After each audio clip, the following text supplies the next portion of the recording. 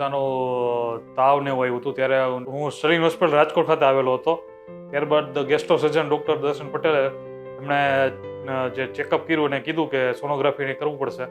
ત્યારબાદ મને હોસ્પિટલમાં 7 દિવસ સુધી એડમિટ રાખવામાં આવ્યો હતો અને એમની ટ્રીટમેન્ટ ચાલુ હતી પટેલ સરની.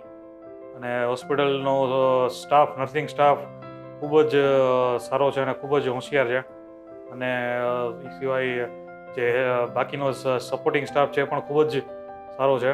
અને એ સિવાય ફૂડ ક્વોલિટીને જે ફૂડ આવતું હતું એ પણ ખૂબ જ હાઇજિનિક અને સારી ક્વોલિટીનું હતું. અને દર્શન પટેલ સર ખૂબ જ માર્ગદર્શક, આમ કોઓપરેટિવ અને એ રીતે એમણે ટ્રીટમેન્ટ કરી છે મારી.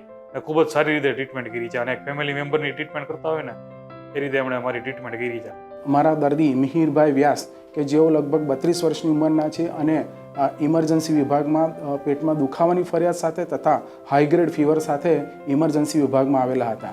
અને જેઓની પૂર્ણ તપાસ કરતાં સીટી સ્કેન, સોનોગ્રાફી અને બધા લોહીના રિપોર્ટની તપાસ કરતાં જાણવા મળ્યું કે એમનું એપેન્ડિક્સનો સોજો તો છે પરંતુ એ એપેન્ડિક્સ ફાટી ગયું હતું.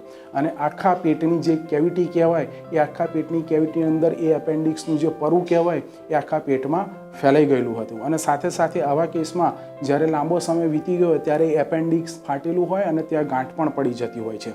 તો આવા કેસમાં જનરલી આપણે સાંભળતા હોય છે કે દૂરબીનથી ઓપરેશન સક્સેસ જતું હોતું નથી અને એના માટે ઓપન સર્જરી કરવી પડતી હોય છે. પરંતુ આ દર્દી માટે અમે દૂરબીનથી એટલે કે લેપ્રોસ્કોપિક સર્જરીથી ઓપરેશન કર્યું અને શાંતિથી સરળતાપૂર્વક આખું ઓપરેશન પાર પાડ્યું. જે મોટા ચીરા કાપાથી ઓપરેશન કરવાની મોસ્ટ ઓફ ધ ટાઈમ જરૂર પડતી હોય છે પરંતુ આખું ઓપરેશન દૂરબીનથી પાર પાડવામાં આવ્યું. પેશન્ટની હાલત ઓપરેશન પછી એકદમ નોર્મલ રહી હતી.